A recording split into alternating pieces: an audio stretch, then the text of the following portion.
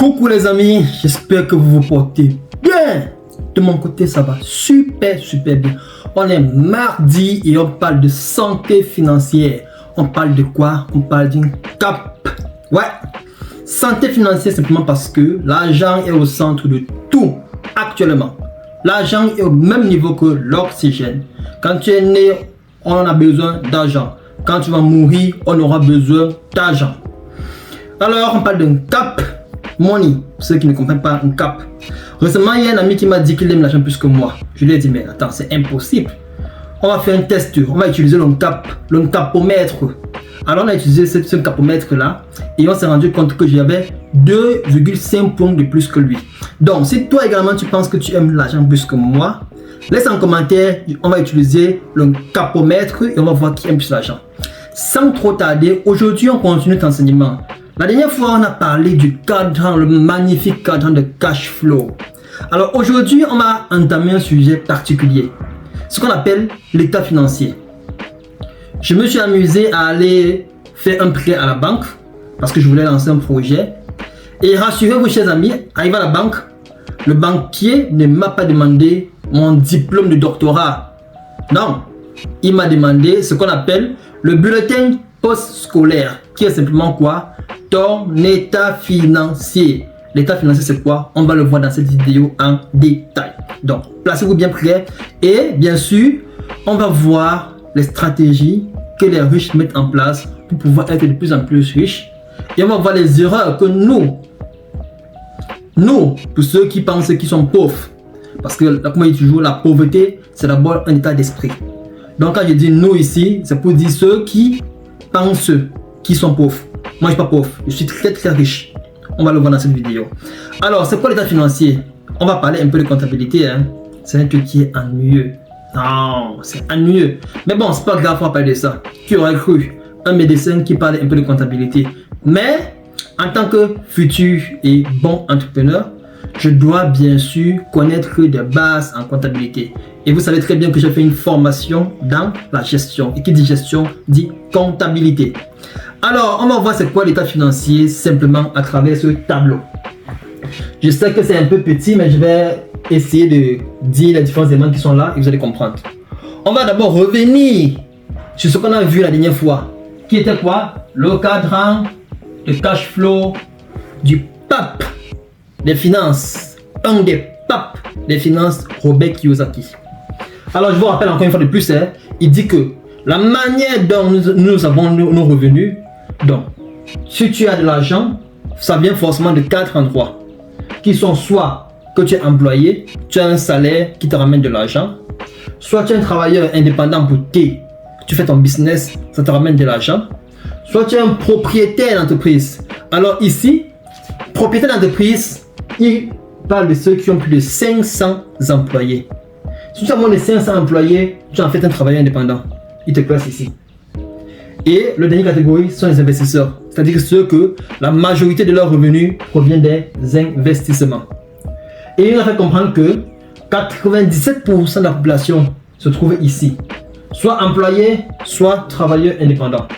Alors employés, je l'ai encore divisé en deux groupes.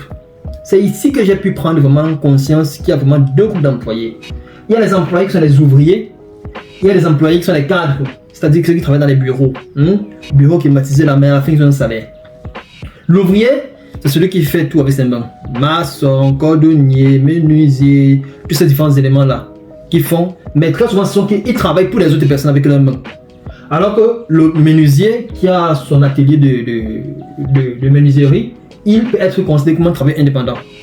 Le maçon qui a sa petite entreprise ou celui qui fait des activités, il peut être travaillé comme un travailleur indépendant. Mais celui qui est ouvrier, qui fait pour quelqu'un d'autre, c'est là qu'il est un ouvrier. Et à côté, dans les cadres où on a des médecins qui travaillent pour quelqu'un, comptables qui travaillent pour quelqu'un, administrateurs qui travaillent pour quelqu'un, tous ces différents éléments-là qui sont dans les bureaux, bien climatisés qu'on en vit souvent. Alors, il nous dit que 97% de la population se retrouve ici. Et on se partage malheureusement 3% des richesses mondiales. Quand vous regardez le classement Forbes, les 50 personnes les plus riches du monde entier sont pratiquement plus riches du monde entier. Et ces 50 personnes là souvent, voire même plus, sont les 3 personnes ils sont soit propriétaires d'une grande entreprise, soit des investisseurs avertis. Donc, ça, c'est un petit rappel. Alors, l'état financier, c'est simplement quoi? En comptabilité, c'est ce qu'on appelle le compte de résultats et le bilan.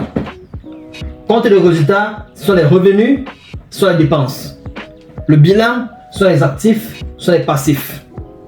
Simplement comme ça. Alors, je vous ai présenté ici 3 catégories de personnes. Ici, on a celui qu'on appelle les pauvres. Ici, on a la classe moyenne.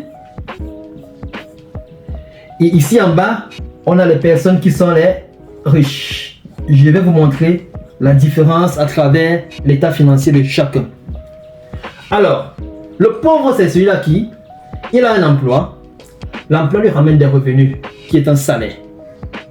Et le salaire là, il dépense tout cela. Soit, déjà la première chose qu'il dépense sans s'en rendre compte, soit les taxes et les impôts. Très souvent quand son salaire vient, on a déjà retiré les taxes et les impôts. La nourriture, le loyer, les vêtements, le transport, le loisir, les différentes aides quand c'est possible. Donc tout son argent fait comme ceci, salaire, dépenses et c'est fini. Voilà comment son argent fuit. En matière d'actifs et passifs, généralement il n'a aucun actif. Il ne sait pas ce que c'est qu'un actif généralement. Il a des passifs comme l'iPhone pour celui qui veut vraiment se faire passer pour un riche. Souvent même il va s'endetter pour acheter l'iPhone et acheter des voitures. Ça c'est le pauvre. Il va demeurer pauvre toute sa vie parce qu'il ne connaît pas les bases en matière d'état financier. Deuxième catégorie, on a la classe moyenne. Les personnes là qui veulent imiter les riches alors qu'ils ne sont pas encore riches. Qu'est-ce qu'ils font? Ils ont un emploi ou un business. Vous voyez bien que c'est ici ou ici. Un emploi ou un business qui leur amène des revenus qui est souvent un salaire. On va aller sur salaire pour que tout le monde comprenne. Qui est un salaire. Alors ce salaire là, qu'est-ce qu'ils font? Ils vont venir, ils ont des passifs, ils ont plein de passifs. Parce qu'ils veulent faire comme des riches, ils vont faire un prêt hypothèque pour la maison. On a beaucoup de ces cas ici en Europe. Prêt hypothèque pour la maison, prêt pour la voiture. Belle voiture, il va acheter une grosse voiture là comme ça. Quand tu le vois rouler dedans, tu as envie, tu es content. Alors qu'en réalité, lui c'est un esclave, il est un prisonnier. Toi qui es ici, que tu n'as vraiment pas de dettes, tu es même mieux que lui. Mais tu es là, tu as envie. Il a des prêts auto, il a une carte de crédit qu'il fait toujours dans la dette. Souvent aussi, c'est qu'il y a encore des prêts étudiants. Il a prêté de l'argent qui a été étudiant pour faire sa sortie. Alors qu'est-ce qui se passe? Il faut d'abord qu'il prenne son salaire, qu'il paye d'abord les différents éléments qui sont ici. C'est-à-dire qu'il va payer d'abord les taxes et les impôts, normalement, combien de choses toujours. Après, il va payer l'hypothèque pour la maison qu'il a empruntée. Il va payer la dette pour la voiture qu'il doit. Il paye la dette soit pour l'iPhone qu'il doit.